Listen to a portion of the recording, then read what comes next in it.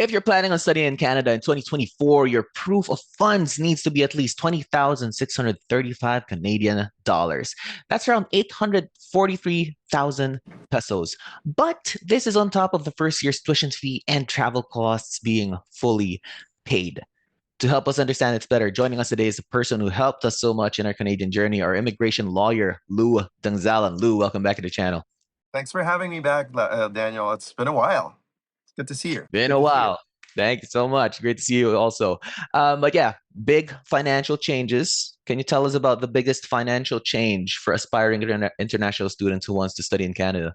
Well, a couple of things as you already mentioned. It's the proof of finances. So traditionally, if it's an individual, it's $10,000. And back then, it wasn't exactly 100% clear in the guidelines that the first year's tuition must have been paid. A lot of people were able to get away with one semester's tuition only paid, and in some cases, just the deposit. So it really depends. And it was very, how shall I put it, elastic, the interpretation, very flexible. But now they've come down with like clearer guidelines. Number one, they've basically set the minimum amount that you have to have in your bank account liquid, in your bank account to 75% of the low income cutoff, which is Canada's official poverty line.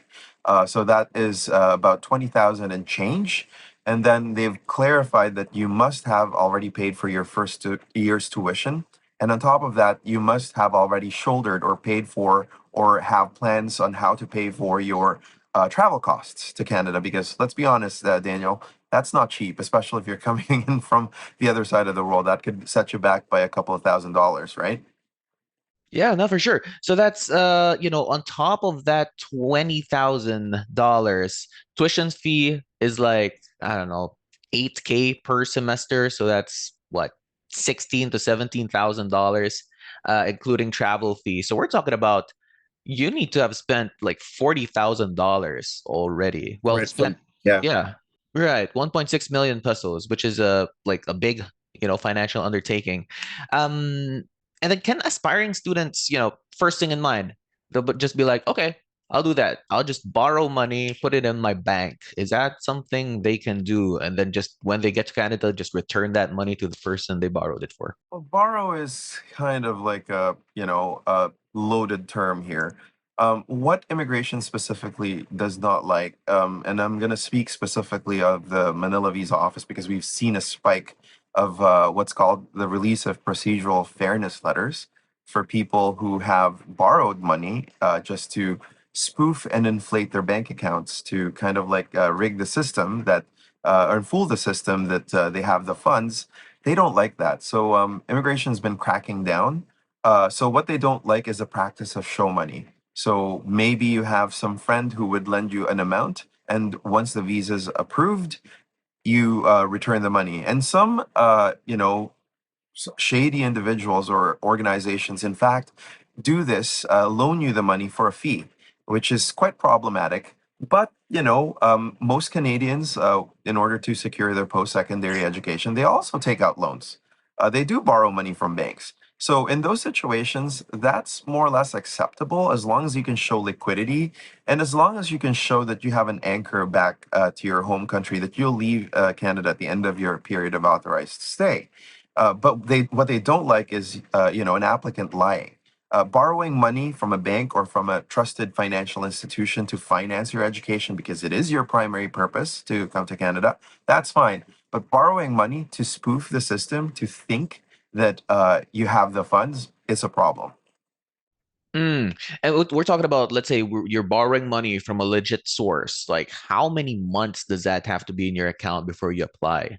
Well, let's say that you do take a loan from a bank, or your parents do loan you the money to pursue further studies, for example. Traditionally, each visa office would have their own rules on how many months that you have to produce, but we're seeing that the baseline is really 6 months of a bank statement, so that immigration, the visa office, will be able to see the transaction history of your bank account. This gives them enough of a runway to determine whether the incoming funds are actually legitimate. In other words, that there are no sudden movements of funds, that there are no bulk deposits that cannot be explained. But if there is a bulk deposit because you borrowed money from your parents, or that they gifted you money, for example, because they wanted to support your endeavor to study in Canada, that's fine. You just need to support that with evidence that it is what you claim it is. For example, if it's a gift, then you probably could, include a letter from your parents that says that it is a gift if it's coming from them, right? So as long as it's explainable and it's believable, immigration officers tend to accept this. So it's a question of like making sure that your file is believable. But I will put a caution here, Daniel. Um, while you can do that, you must be very, very careful with your application and make sure that things are easily understandable, because officers take a split second to understand and make a decision on your application, despite the fact that your file is getting processed like months and months. It's not true that they're like studying your file months and months. They just have a huge backlog. But it does, it is established in disclosures from the government that an officer has an average of about 4 to 6 minutes to process a study permit application. And if you're submitting an application that comprises of about 100 to 200 pages, including all your supporting documents, the forms, think about it. 6 minutes, not really a lot of time. Yeah, no, for sure. And for those who are actually interested in learning more, because it seems like a complex topic, they want to go to Canada. You're actually doing an in-person seminar in January in BGC Taguig, Philippines. Can you tell us more about that, please? Absolutely. So yeah, I am actually recording from Manila, from my grandparents' home, and yeah, I'm here for the holidays, but mostly I'm here to do work, to meet some clients, and to make connections with organizations. And in the process, I've decided that we'll do another in-person seminar, something that I've been doing before the pandemic. So it's nice to get back to basics. So we'll be doing that, and in fact, that's how I met Bea. About 3, 4 years ago now. Quite some time ago. But look at you guys now, right? So we met during the seminar, and we're doing another one. And it's going to be for up to 40 to 50 people, depending on the size of the venue. We have fixed it, but we're trying to negotiate if we can fit 50. It's going to be about 2 hours of, a presentation and Q&A, and then a little bit of socials. And we're serving lunch. So, please register. Awesome. And that register link is going to be in the comments or the description below, so make sure to check that out.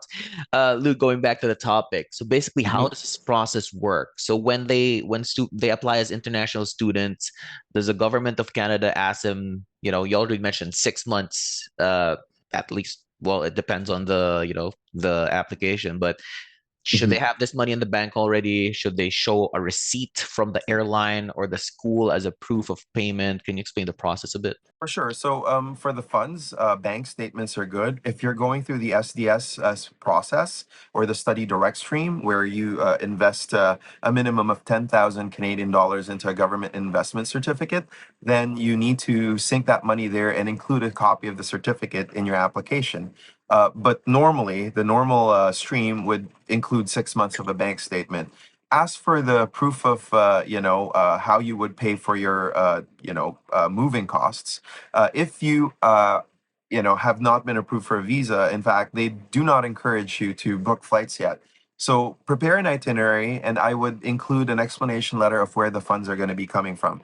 So, for example, if you're traveling from Manila, typically tickets now cost about 2,000 Canadian dollars on off-peak season rates, unfortunately.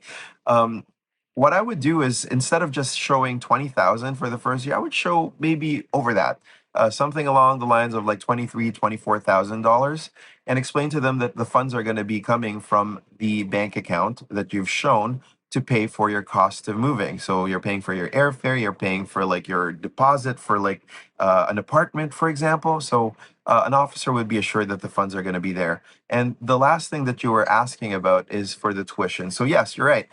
Proof of payment or a receipt for payment of tuition is acceptable, and that's always been a requirement anyway. So nothing really changes there, except that you'd have to pay for the entire year moving forward. Well, after January 1st.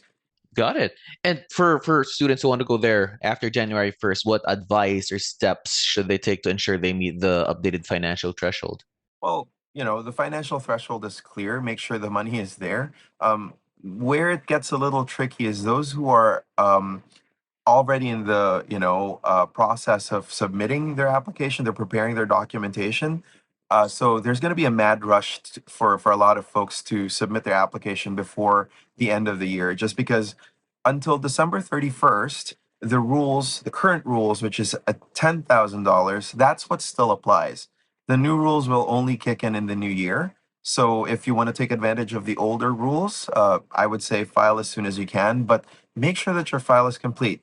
But at the same time, even if you're filing, before the end of the year, it's still a good idea to actually bring a lot of money when you're coming to Canada. And Daniel, you can probably attest to this. The cost of living in Canada is no joke. So, surviving on $10,000, I think it's not really feasible for a year. You have to keep in mind and put it in context that the 10,000 figure came from about 20 years ago. That's policy that's really old. They haven't really adjusted it. And one of the things that the immigration department is going to be doing moving forward is that they are going to continually adjust the minimum funds year on year, depending on like inflationary forces. So it's going to basically move along, the minimum necessary income lines or the low income cutoff lines of Canada. So you'll see those figures probably go up in the future. Got it. It's just we're the topic of, when you're here already, you need funds. Can you tell us about the changes in terms of working hours for international students? So there are changes. So like for a lot of you, you already know that certain international students are allowed to work beyond the normal 20 hours per week during school session. And to take two steps back, international students studying at the post-secondary level would normally have the right to work full-time on campus and up to 20 hours off campus, essentially to kind of like, supplement their income, but that's not supposed to be, a source of primary funding, a primary source of funding rather for your education. Be that as it may, immigration recognized that there is a need for a workforce. Back in the day when they introduced this policy, when they lifted the cap of 20 hours, they kept extending it because it was really popular amongst the Canadian employers. And now what they're saying is that this policy is going to be extended one last time. And in order to qualify, your study permit must have been received by IRCC on December 7th. So I'm sorry, that boat has sailed. And this policy will only last until the end of April of 2024. So it's not a really long legroom. It's basically, the final semester, the incoming winter semester, where you can still work over 20 hours off campus. But beyond that, we're back to normal rules, which is 20 hours per week during school, and you can work as much as you can during regularly scheduled breaks that are sandwiched between terms. Mm-hmm. Would you know if there's a reason why it's only until April 2024? Is there a test going on or what's happening here? Well, they've identified that there's a need on the part of the students to actually supplement their incomes because, listen, the new policy is only going to kick in January. So obviously, the people who are already in Canada are struggling to make ends meet.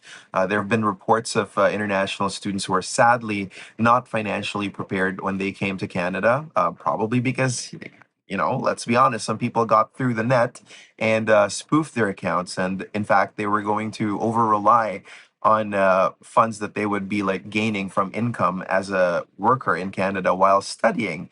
As a result, Canada, instead of like adding pressure to, say, for example, food banks, because we know there are stories of a lot of international students now using food banks that are supposed to feed, the people who are struggling. There's an oversubscription, so they want to make sure that international students are still able to like continue to put food on the table, to put a roof over their head, at least until this new policy kicks in, or at least its effect starts to kick in for like the next coming semesters. Gotcha. Luke, since we're at the topic, there are a lot of YouTube videos going viral right now, even on TikTok. A lot of international students or new immigrants are basically calling Canada a scam. Your Mm. thoughts on that? I mean, the problem is expectations. I would ask the people who are calling Canada a scam, where they set their expectations from. If they're setting their expectations on Canada, if they're basing their expectations off on Instagram, on TikTok, on people just trying to flex and filter their lives and showing the good parts, but not necessarily showing the bad parts of Canada. Because let's be honest, Canada is not a perfect country. Like any other country, it has its problems. Um, if there's an overshare of the positive aspects, we tend to think that Canada is this wonderful paradise. And for a lot of people, it is.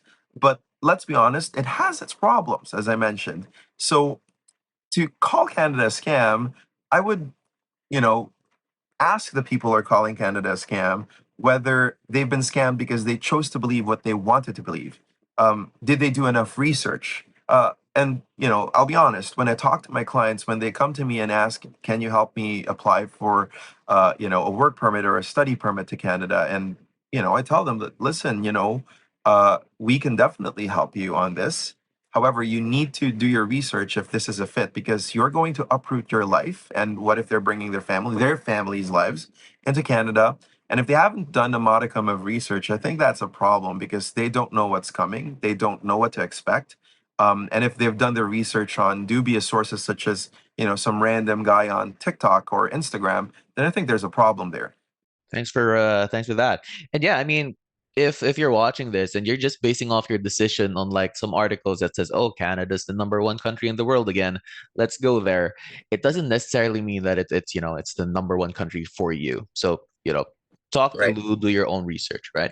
Lou, let's shift gears a bit. Let's talk about studying this whole thing about studying online, right? On Mm. your company's Facebook page, you said international students are allowed to count time spent studying online towards the length of a future post-graduation work permit, as long as it constitutes less than 50% of the program of study will continue to be in place for students who begin a study program before September 1st, 2024.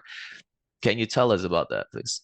So it's true. Like traditionally, uh, in order to qualify for a post-graduation work permit, this was before the pandemic, your classes needed to be face to face or in person.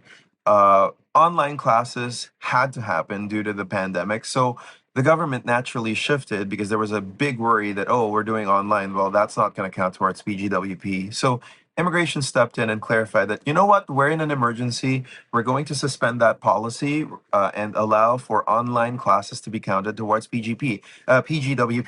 And remember, PGWP eligibility and the length is counted from the amount of time studying in Canada. So if you're studying, for example, for an entire academic year, meaning 2 semesters, you get a 1 year PGWP. If you study for 2 years or 4 academic semesters, then you get a 3 year post graduation work permit. Let's say half of those 2 years you did online. Under the normal rules, you would only get 1 year's worth of a PGWP because that's the only part that qualifies towards it. So what happened during the pandemic is they suspended that because everyone was studying online. Therefore, the time studying online qualified for a PGWP. It counted towards it. So what they're saying is that they're extending the policy one last time, and it doesn't surprise me because I saw some news clippings just earlier during the week, and water testing in Toronto basically revealed that there is a bit of a spike in COVID incidents. So while the pandemic is more or less over, there's still a danger, and institutions are still adjusting. Let's be honest about this. And at the same time, maybe some colleges, especially the private ones, may have oversold their spaces, and they actually don't have spaces, so they had to shift to a hybrid method of delivering their classes. So some classes are in person, some classes are online. So this is just the government saying that, okay, fine, let's do it one more time. But I suspect that this is going to be the last. Got it. And another post that you made that needs a bit of explanation for our audience is no further PGWP extensions by public policy. Normal rules now apply. Can you tell us about For sure. So, for those who are in the know, PGWPs are basically a special work permit that are open work permits that allows you to work for any employer in Canada. And what you when in order to qualify for this, you need to study in Canada, and you are only allowed to apply for it once, and you're only eligible for it once in your life. The narrow exception that allows you to do an extension application for a post graduation work permit is, for example, Daniel, you're qualified for a 3-year PGWP, but your passport is expiring next year. There is a rule that disallows an officer from issuing a permit beyond the validity date of your passport. They can only issue it to the maximum of your passport's validity date. So that means that you had not maximized your PGWP eligibility. So when you renew your passport, what you would do then is ask IRCC to extend your PGWP and explain that basically the reason why your PGWP is only 1 year instead of 3, which you're qualified for, is because of your old passport, and you include a copy of your old passport. And then at that point, that PGWP would be approved. And that's the only extension that traditionally is allowed. But during the pandemic, they recognized that a lot of people were waiting to be, invited through the express entry pool. A lot of folks were waiting for special programs that there's going to be another TR to PR pathway. And newsflash, there's likely not going to be another TR to PR pathway in the future. A lot of people are in Canada as temporary residents, as students, and basically they were running out of runway because the government of Canada was not doing express entry draws for the longest time, if you recall. So, to buy itself some time, the government of Canada just, kept on extending the PGWP. And the latest policy, is what you mentioned, is basically um, they made an announcement that they're not making another public policy allowing for an extension, except those who are, except reminding people that there is this policy that allows those students who hold PGWPs that are expiring before the end of this year to make another extension request of another 18 months. So, for example, if your work permit is expiring on January the 2nd of 2024, I'm so sorry to say that you're not going to be qualified for that extension. And the minister put his foot down during that press conference that that's the last of it, December 31st. So a lot of people were disappointed, but at the same time, we need to go back to the reality, quite frankly, that, those extra bonuses that we got during COVID, they're long gone, and they're likely not coming back.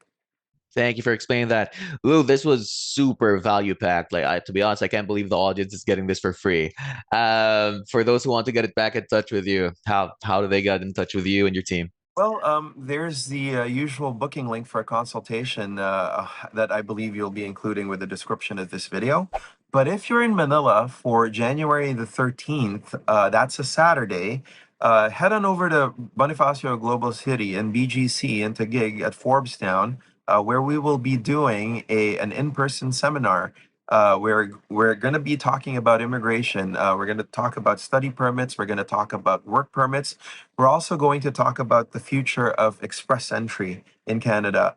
And we know that it's getting tougher to come to Canada. And, for the longest time, coming in as a student was like one of the most popular routes to come to Canada. And Canada's still aggressively promoting, the country as a place of destination for studies. And, we do have amazing educational institutions. But if your primary purpose is to become a permanent resident, come to the seminar where we'll talk about options that does not necessarily include or does not have to be studying in Canada as your vehicle to becoming permanent residents. There are ways, and it amazes me that a lot of people just like default to spending 2 million pesos to spend on education in Canada, reset their lives with no guarantees of permanent residence. I will be talking about several programs that would be very interesting to you, where you can do your preparatory steps in Manila instead of spending those 2 million pesos. You'll be spending way less. So do come. Very value packed there.